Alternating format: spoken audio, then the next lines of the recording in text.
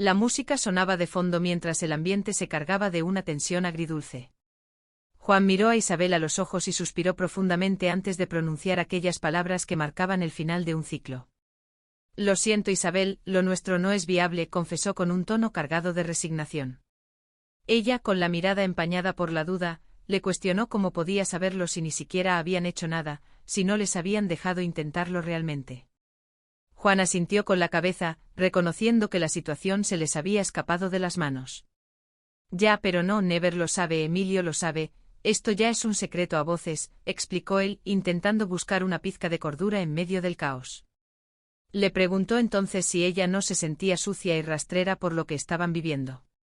Isabel, con una honestidad brutal, admitió que sí se sentía un poco así, pero añadió con un brillo rebelde en los ojos que aquello también tenía su punto. Sin embargo, la realidad se impuso cuando ella misma recordó que él pertenecía a Andrés y que aquel hombre lo necesitaba más que ella. Juan, dudoso, quiso saber si decía eso porque lo pensaba de verdad, o solo para hacérselo más fácil, a lo que ella respondió con firmeza que si lo abandonara se acabaría arrepintiendo, quizá no hoy ni mañana, pero sí muy pronto.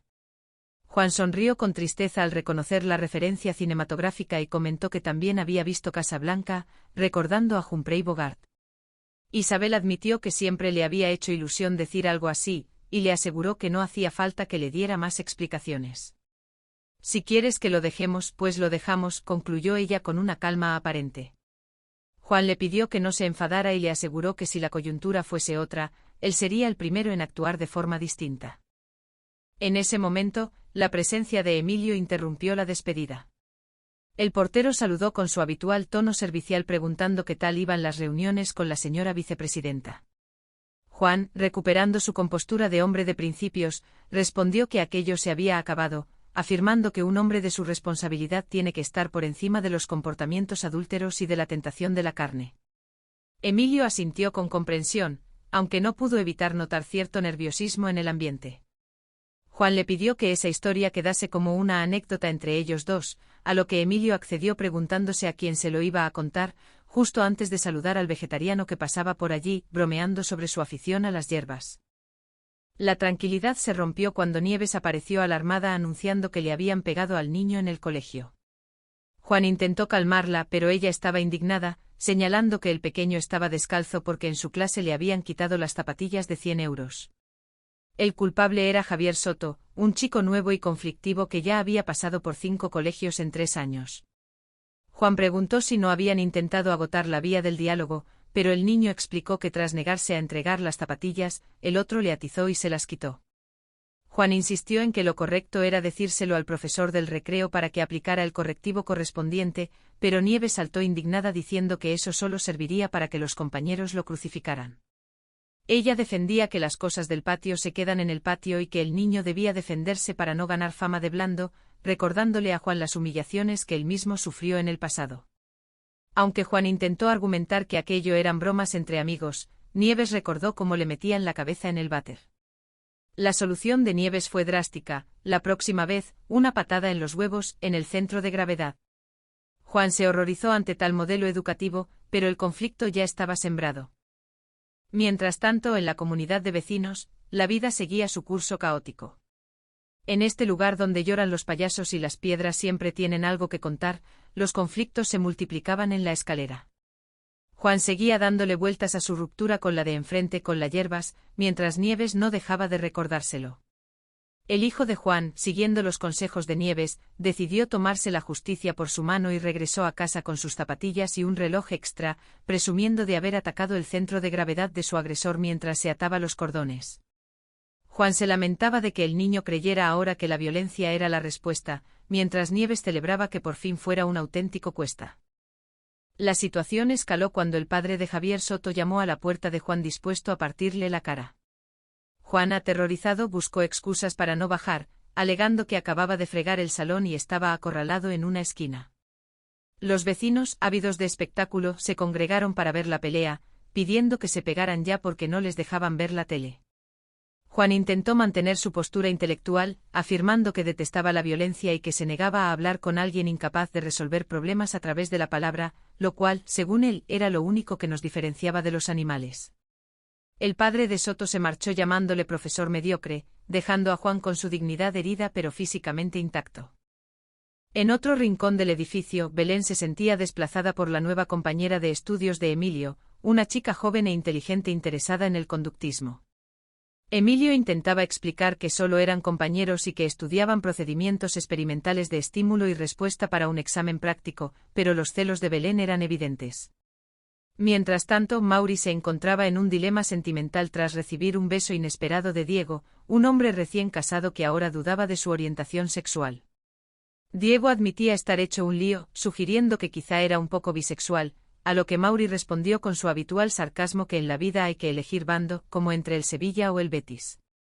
A pesar de los consejos de sus amigos sobre no ser la otra en un matrimonio, Mauri decidió aceptar una cena con Diego para ver qué pasaba. La familia de Isabel y Andrés también buscaba soluciones a través de una terapia de familia.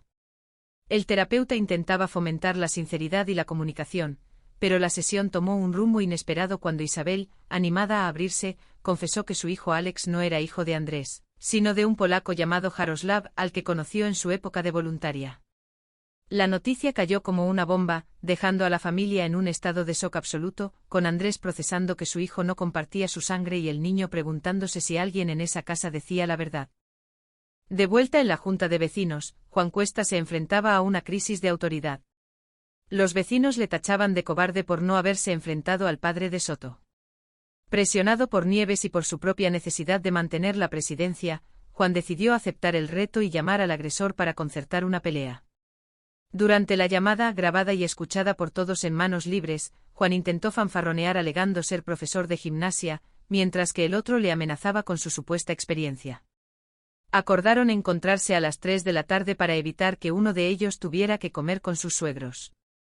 La junta se disolvió con los vecinos haciendo apuestas sobre quién recibiría la paliza.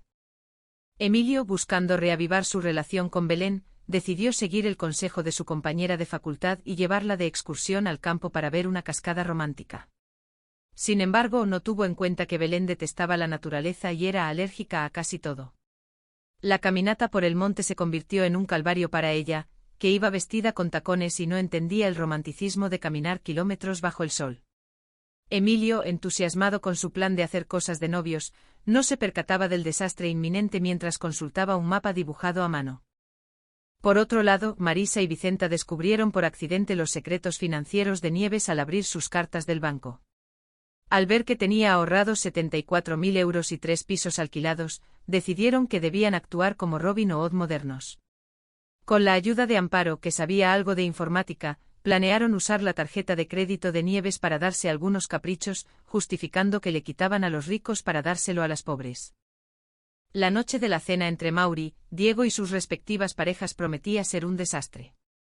Diego convenció a Mauri para que Bea se hiciera pasar por su novia, creando una farsa monumental frente a Alba, la esposa de Diego. Bea, embarazada y sensible, se sentía gorda y fea, cuestionando por qué tenía que participar en aquel juego de apariencias. Mauri intentaba mantener la calma, pero la tensión de ocultar su verdadera relación con Diego mientras cenaban los cuatro era casi insoportable. Finalmente, Juan Cuesta se encontraba en el colegio, enfrentándose a la presión de su director, quien en lugar de reprenderle por la pelea, le animaba a ganar para dejar alto el pabellón del centro. Juan, atrapado entre su ética profesional y el deseo de ser el próximo jefe de estudios, se vio obligado a aceptar el entrenamiento de Mariano, un antiguo especialista de cine que prometía enseñarle a pelear. La vida en la comunidad seguía siendo un torbellino de malentendidos, secretos revelados y estrategias desesperadas por encontrar un poco de paz en medio del caos cotidiano.